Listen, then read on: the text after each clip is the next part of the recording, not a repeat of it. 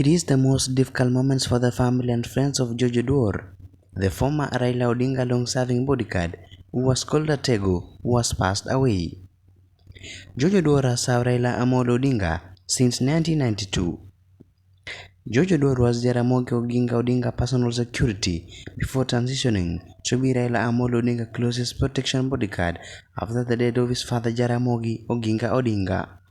As we go on, remember to like, to share and subscribe to DKL Investigative for more investigative news in Kenya and around the world.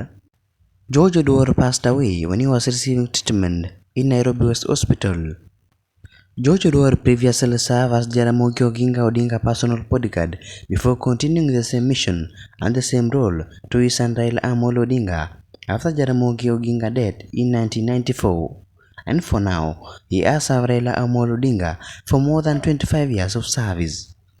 And as Kenyans continue to mourn the loss of George Oduor has been loyal to Baba, standing by him through all his struggles, standing with him in disappointments, standing with him in victories.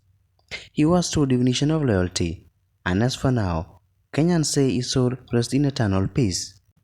Raila Amolo Odinga has mourned his long-term personal bodyguard, saying he had been a loyal person and a professional member of Odinga's family for many years.